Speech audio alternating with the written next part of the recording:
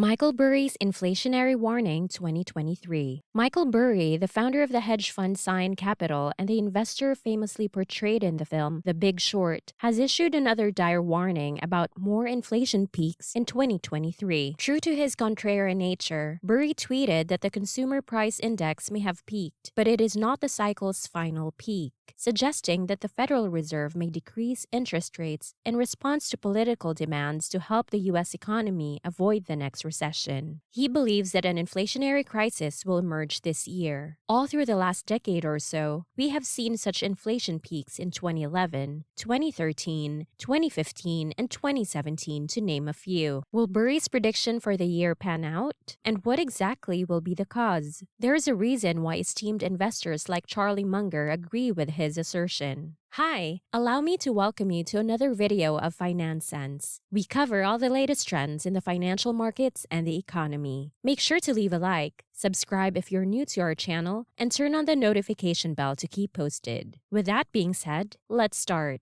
Michael Burry is not the kind of person who would hesitate to make bold economic predictions simply because he is concerned about potentially damaging his image. He has done it several times throughout his life, and the terrifying thing about it is that he is almost always right in the end. He was mocked by his investors in 2006 and 2007 for predicting the collapse of the U.S. housing market, only to be proven right in 2008. When the most recent recorded inflation rate in the U.S. was less than 2%, he projected in February 2021 that there would be a significant increase in inflation. Today, we see that he was once again right. He foresaw a white-collar-led recession in September of 2022. Sure enough, the tech industry has experienced widespread layoffs since then. The man obviously has a propensity for making accurate predictions. And lately, he came up with another huge, bold statement that, if true, would probably have more significant economic repercussions than anything he's previously discussed. Michael Burry has maintained his Twitter tirade and doesn't appear to be deleting his tweets any longer, at least for the time being. Burry gave us an update on his predictions for the economy's future, and his predictions for the next few years are as follows. While inflation has reached its peak, this is likely not the last peak of the cycle. In the second half of 2023, the CPI will go lower, possibly negative in the second half of 2023, and the US will likely be in a recession by any definition. It's not difficult to predict that the Fed will cut interest rates while the government stimulates the economy. In essence, what Burry is denoting is that the present downward trend in inflation that we are observing is merely the end of the first phase of inflation, and that within the next several years, we will most likely see further waves of inflation, since the Federal Reserve will lack the resolve to maintain rates high and may possibly trigger a recession. Investors are initially concerned about this probable scenario since it closely resembles what occurred in the 1970s. So, just to give you some background, we've witnessed a combination of supply chain problems and money printing over the past few years. Together, these two factors have sent inflation through the roof to its greatest level in 40 years. Thus, to stop the economy, limit people's and companies' access to credit, and restrain spending, the Federal Reserve was compelled to intervene and hike interest rates. But doing this also puts everyone under more financial strain. In reality, it boils down to choosing the less harmful option out of two bad options. Do you want inflation to spiral out of control and make everything increasingly costly? Or do you intend to increase interest rates and temporarily put the people through financial hardships in order to stifle consumer demand and force inflation to stabilize? History has shown us that the latter is the best course of action, and that the Fed raised interest rates from essentially 0 to around 4%.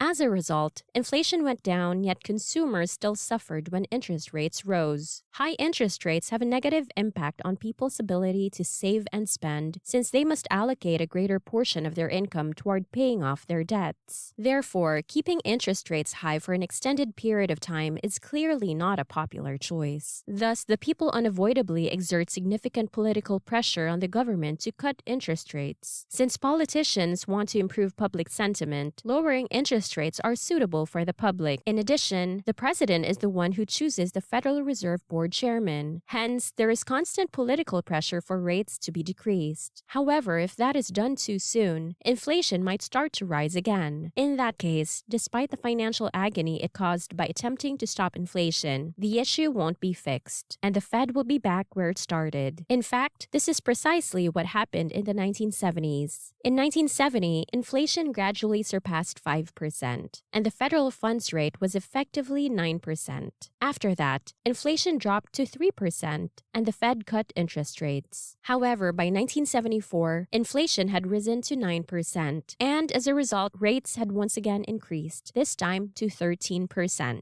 Eventually, inflation fell back to 6% in 1976, and the Fed loosened its policy again, declaring that inflation was now subsiding. They prematurely reduced their interest rates to 5%. As a result, inflation skyrocketed in 1980, reaching 14%. For inflation to be ultimately beaten, Paul Volcker had to intervene, increase interest rates to 20%, and regrettably drive the United States into a deep recession. And Michael Burry thinks that's what will happen in the United States in the following years. He predicts that history will repeat itself because he does not feel we've learned our lesson. The next wave of inflation will begin with low inflation, high rates, a recession in the United States, distress on the part of the public, and political pressure on the Fed to cut rates and stimulate the economy. With such a bold statement, Burry may come out as a bit of a loose cannon, but it's noteworthy to consider that he's not the first well-known investor to express this perspective. Another well-known figure, Charlie Munger, similarly believes that the Fed's resolve will not be sufficient to control inflation. Charlie Munger stated, when Volcker raised the prime rate to 20% after the 1970s, the government was charging 15% interest on its bonds, and there was a terrible recession that lasted for a very long period and caused many problems. I sincerely hope we won't be returning there. The conditions in which Volcker was able to achieve it without intervention from politicians, in my opinion, were extremely unusual. I don't think our current leaders would allow a new Volcker to be so tough on the economy and cause that kind of recession. So I believe that the new problems will be different from the old ones. You might prefer the recession you're about to experience to a vulgar one. The troubles we face might be more severe than those Volcker faced. In general, this line of thought is shared by both Charlie Munger and Michael Burry. According to them, the political scene that enabled Volcker to be tough and end inflation in the 1970s may not exist today, unless we experience a time where inflation seesaws since the Fed becomes locked in a loop of trying to decrease interest rates only to be compelled to increase them again. However, the Federal Reserve has repeatedly stated its commitment to ensuring this doesn't happen. Jerome Powell noted the inflation cycles of the 1970s in a few media appearances and reaffirmed the Fed's commitment to making sure a situation similar to that doesn't arise this time. The Federal Reserve claims to be devoted to preventing a repetition of the mistakes made in the 1970s and is aware of all that transpired during that decade. But even while the Federal Reserve makes all of these claims, Michael Burry's perspective is still highly relevant because even though the Fed may be making all of these claims right now, whether they will actually act on them is another matter entirely. Both Charlie Munger and Michael Burry express the same sentiment. The Fed could bring the inflation back down from 3% to 2%. The downside is that many Americans would lose their jobs and be unable to pay their mortgages if the Feds were forced to keep hiking interest rates and trigger a terrible recession. Is there enough political determination to continue successfully bringing inflation down? Or is there far more political pressure to appease the populace and loosen monetary policy? As Burry previously stated, CPI will most likely be lower, if not negative, in the second half of 2023, and the United States will be in recession by any definition. The Fed will lower interest rates, the economy will be stimulated, and inflation will increase significantly. Burry stated that he believes we're just halfway there, following a 20% decline in the stock market. He said, "No, we have not hit the bottom yet." His prior comments clearly show that he expects the S&P 500 to decline over the following years. The leading cause of his remarks is his lack of faith in the Federal Reserve. Hi, it looks like you've reached the end of this video. Thank you for watching this far. Please subscribe and give a like if you enjoyed it. And comment your thoughts in the comment section below. This is Finance Sense, helping you keep up with all the latest trends in the financial markets and the economy. See you around!